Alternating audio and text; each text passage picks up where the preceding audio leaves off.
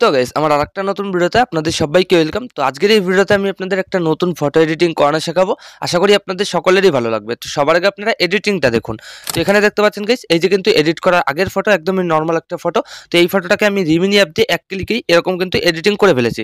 দেখতে পাচ্ছেন এখন কিন্তু এডিটিংটা কতটা সুন্দর লাগছে দেখতে। তো আপনারা চাইলে আপনাদের নর্মাল একটা ফটোকে এক ক্লিকে কিন্তু এরকম এডিটিং করতে পারবেন এই রিমিনি অ্যাপ দিয়ে। খুবই সিম্পল একটা ট্রিক। একবার এই ভিডিওটা দেখলে কিন্তু আপনারা এই নতুন এডিটিংটা শিখে যাবেন। তো কিভাবে কি করতে হবে সাইডে মোবাইল স্ক্রিন অন করে আপনাদের লাইভ দেখিয়ে দিচ্ছি। তো চলুন বেশি দেরি না করে ভিডিওটা শুরু করা যাক। অলরাইট গাইজ, চলে এসেছি আমি আমার মোবাইল স্ক্রিনে। তো এবার আপনারা সবার আগে যে কাজটা করবেন, প্লে স্টোরটা ওপেন করে নেবেন আপনাদের ফোনে।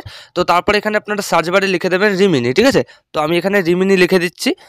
তো এই যে লিখে দিলাম। তো রিমিনি লেখার সাথে সাথে কিন্তু এই যে আমাদের অ্যাপ্লিকেশনটা দিয়ে দিয়েছে।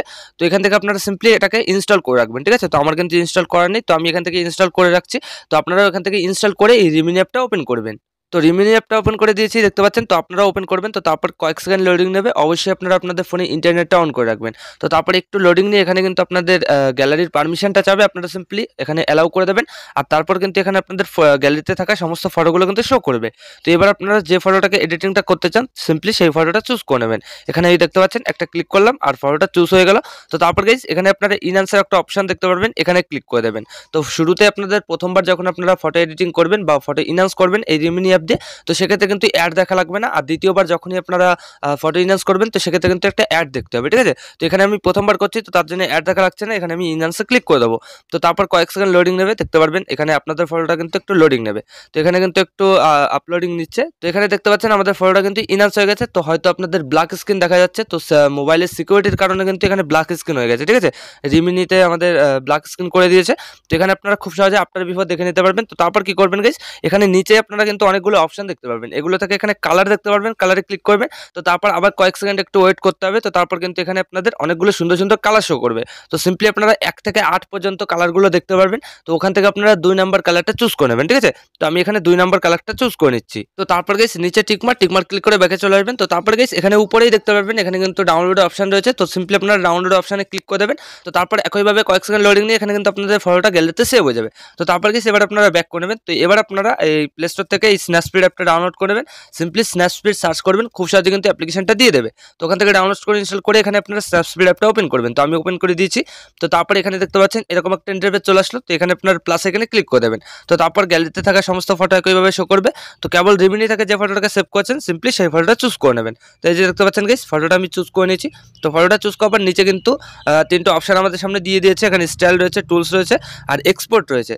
তো সবার আগে আপনারা এখানে টুলসে ক্লিক করবেন। তো তারপর গাইস এখান থেকে যে টিউন ইমেজ দেখতে পাচ্ছেন, এই টিউন ইমেজে ক্লিক করবেন। তো এখান থেকে আপনারা ব্রাইটনেসটাকে হালকা একটু প্লাস করে দিতে পারেন, এছাড়াও 0-তে রেখে দেবেন আপনারা। তো তারপর এখানে কন্ট্রাস্টটাকে ক্লিক করে আপনারা কন্ট্রাস্টটাকে একটু প্লাস করে দেবেন। এখানে 15 বা 20% আশেপাশে রেখে দেবেন। তো তারপর স্যাচুরেশনটাকে ক্লিক করে হালকা একটু প্লাস করবেন। এখানেও 15 বা 20% আশেপাশে রেখে দেবেন। তো তারপর এখানে এমবিয়েন্সটাকে আপনারা হালকা একটু মাইনাস করে দেবেন। এখানে 15 বা 20% আশেপাশে। তো তারপর হাইলাইটটাকে আপনারা একটু মাইনাস করে দেবেন। এখানে 25% আশেপাশে রেখে দেবেন। তো তারপর গাইস শ্যাডোটাকে আপনারা হালকা একটু প্লাস করবেন 20% আশেপাশে। আর এখানে যে লাস্টের যে এই অপশনটা দেখতে পাচ্ছেন, তো এটাকে আপনারা অবশ্যই একটু মাইনাস করে দেবেন। এখানে 10 বা 12% আশেপাশে রেখে দেবেন। তো তারপর সিম্পলি নিচে টিকমার্ক ক্লিক করে দেবেন। তো এখান থেকে একটু কালারটা দেখতে পাচ্ছেন আমাদের কিন্তু অ্যাড হয়ে গেছে আমাদের ফটোতে।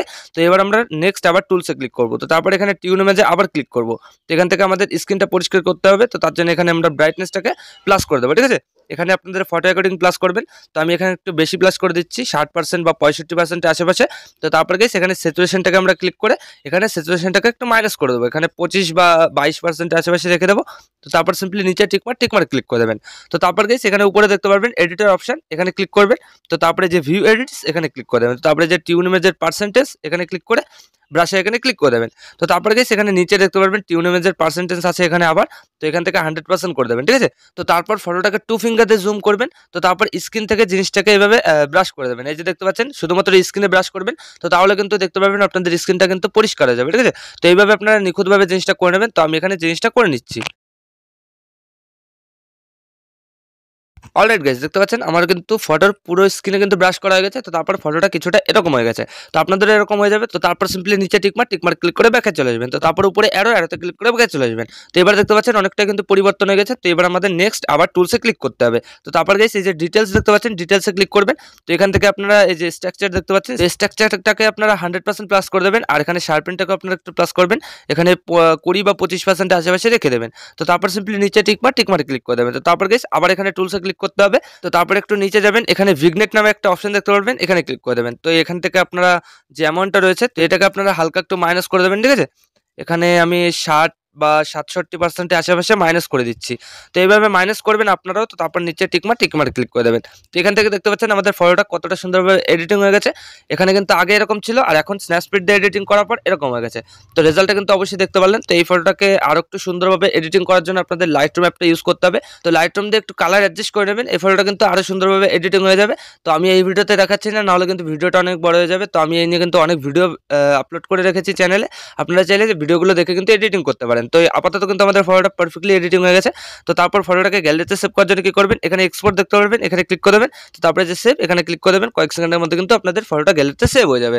তো এইভাবে গাইস আপনারা কিন্তু এরকম সুন্দর ফটো এডিটিং করে নিতে পারবেন কয়েক মিনিটের মধ্যেই। তো আশা করি আমি আপনাদের ভালোভাবে বোঝাতে পেরেছি যে কিভাবে কি করতে হয়। তো ভিডিওটা ভালো লাগলে লাইক করে দেবেন, আর যদি চ্যানেলে প্রথমবার হন তো চ্যানেলটাকে অবশ্যই সাবস্ক্রাইব করে দেবেন।